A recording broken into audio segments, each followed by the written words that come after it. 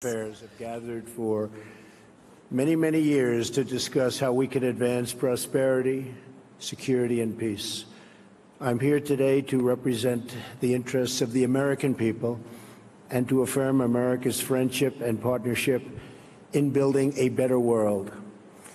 Like all nations represented at this great forum, America hopes for a future in which everyone can prosper and every child can grow up free from violence, poverty, and fear.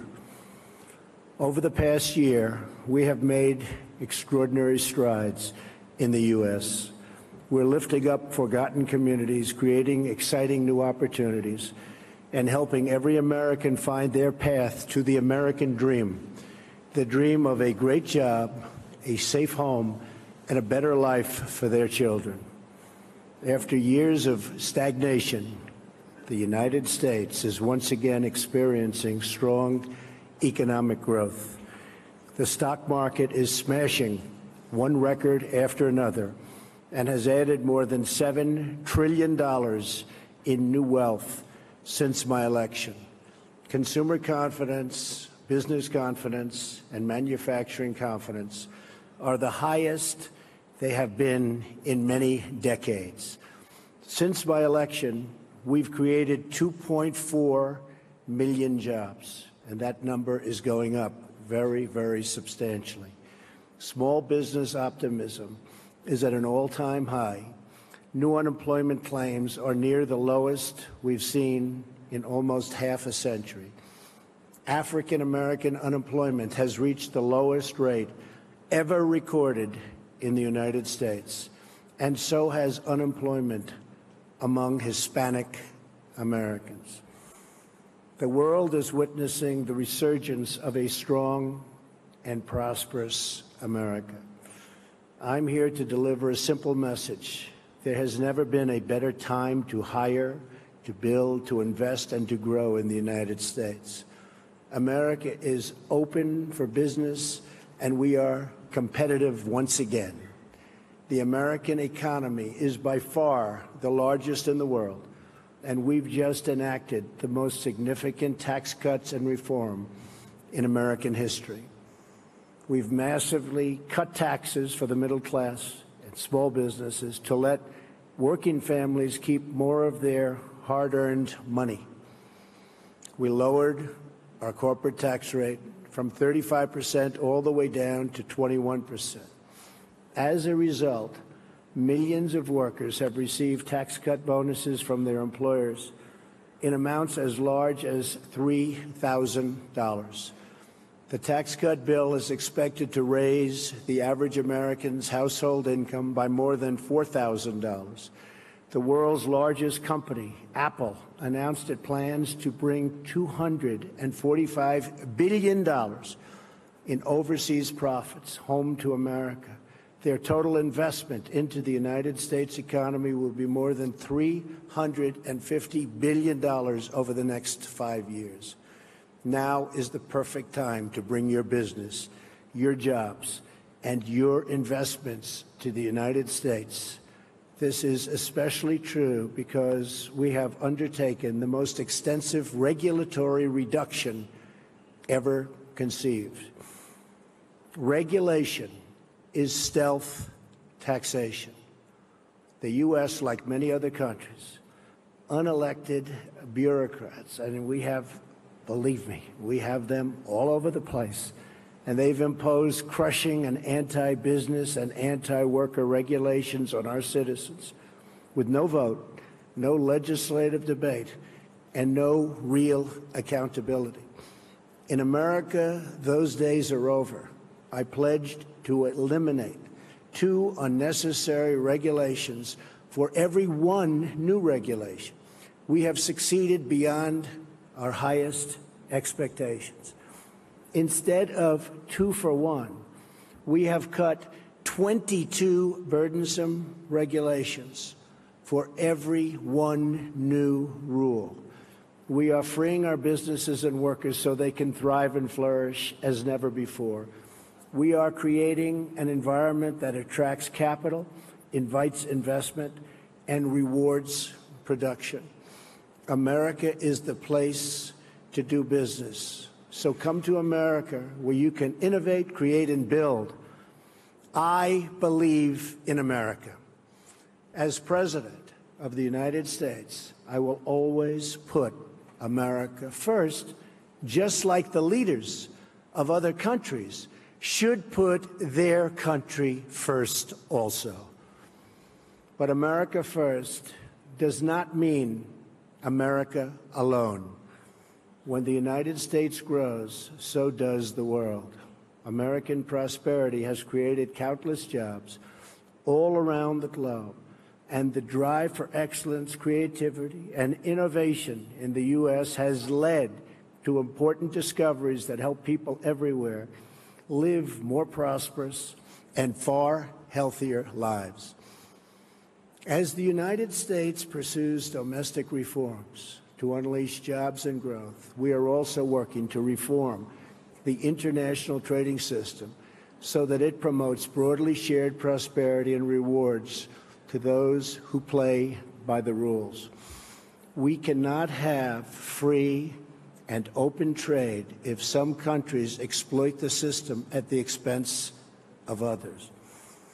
We support free trade, but it needs to be fair and it needs to be reciprocal, because in the end, unfair trade undermines us all. The United States will no longer turn a blind eye to unfair economic practices, including massive intellectual property theft, industrial subsidies, and pervasive state-led economic planning. These and other predatory behaviors are distorting the global markets and harming businesses and workers, not just in the U.S., but around the globe. Just like we expect the leaders of other countries to protect their interests, as President of the United States, I will always protect the interests of our country, our companies, and our workers. We will enforce our trade laws and restore integrity to our trading system. Only by insisting on fair and reciprocal trade can we create a system that works not just for the U.S., but for all nations. As I have said, the United States is prepared to negotiate mutually beneficial bilateral trade agreements with all countries. This will include the countries in TPP, which are very important. We have agreements with several of them already. We would consider negotiating with the rest, either individually or perhaps as a group, if it is in the interests of all. My administration is also taking swift action in other ways to restore American confidence and independence. We are lifting self-imposed restrictions on energy production to provide affordable power to our citizens and businesses and to promote energy security for our friends all around the world. No country should be held hostage to a single provider of energy. America is roaring back, and now is the time to invest in the future of America. We have dramatically cut taxes to make America competitive. We are eliminating burdensome regulations at a record pace. We are reforming the bureaucracy to make it lean, responsive, and accountable, and we are ensuring our laws are enforced fairly. We have the best colleges and universities in the world, and we have the best workers in the world.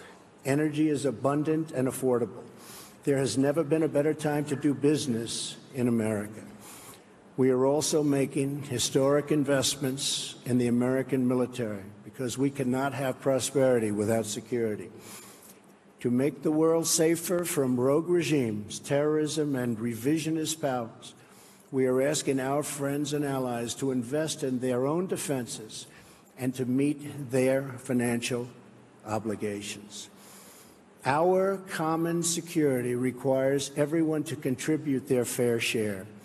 My administration is proud to have led historic efforts at the United Nations Security Council and all around the world to unite all civilized nations in our campaign of maximum pressure to denuke the Korean Peninsula.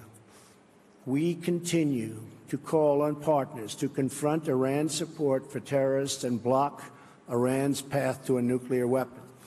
We're also working with allies and partners to destroy jihadist terrorist organizations such as ISIS, and very successfully so. The United States is leading a very broad coalition to deny terrorists control of their territory and populations, to cut off their funding, and to discredit their wicked ideology.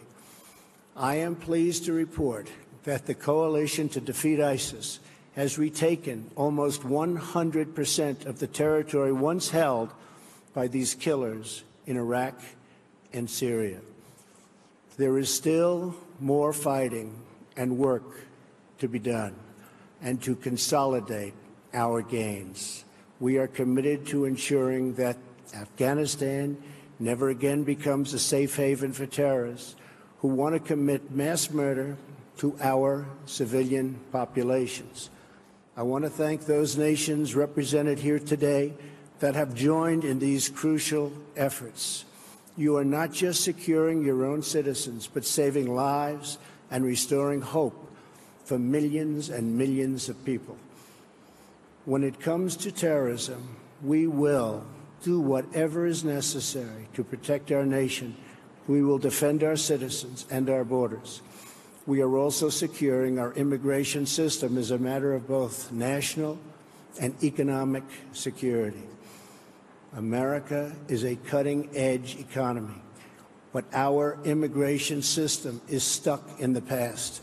We must replace our current system of extended family chain migration with a merit-based system of admissions that selects new arrivals based on their ability to contribute to our economy, to support themselves financially, and to strengthen our country.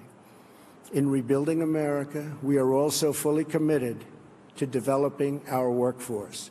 We are lifting people from dependence to independence because we know the single best anti-poverty program is a very simple and very beautiful paycheck. To be successful, it is not enough to invest in our economy. We must invest in our people. When people are forgotten, the world becomes fractured. Only by hearing and responding to the voices of the forgotten can we create a bright future that is truly shared by all. The nation's greatness is more than the sum of its production. A nation's greatness is the sum of its citizens, the values, pride, love, devotion, and character of the people who call that nation home. From my first international G7 summit to the G20, to the UN General Assembly, to APEC, to the World Trade Organization, and today at the World Economic Forum, my administration has not only been present, but has driven our message that we are all stronger when free, sovereign nations cooperate toward shared goals, and they cooperate toward shared dreams. Represented in this room are some of the remarkable citizens from all over the world. You are national leaders, business titans, industry giants, and many of the brightest minds in many fields. Each of you has the power to change hearts, transform lives, and shape your country's destinies. With this power comes an obligation, however, a duty of loyalty to the people, workers, and customers who have made you who you are. So together, let us resolve to use our power, our resources, and our voices, not just for ourselves, but for our people, to lift their burdens, to raise their hopes, and to empower their dreams, to protect their families, their communities, their histories, and their futures. That's what we're doing in America, and the results are totally unmistakable. It's why new businesses and investment are flooding in. It's why our unemployment rate is the lowest it's been in so many decades. It's why America's future has never been brighter. Today, I am inviting all of you to become part of this incredible future we are building together. Thank you to our hosts. Thank you to the leaders and innovators in the audience. But most importantly, thank you to all of the hardworking men and women who do their duty each and every day, making this a better world for everyone. Together, let us send our love and our gratitude to make them, because they really make our countries run. They make our countries great.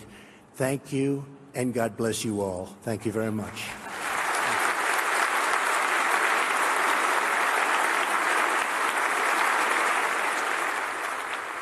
And there you have U.S. President Donald Trump, the first U.S. president since Bill Clinton in 2000, the year 2000, that is, to address the World Economic Forum in Davos.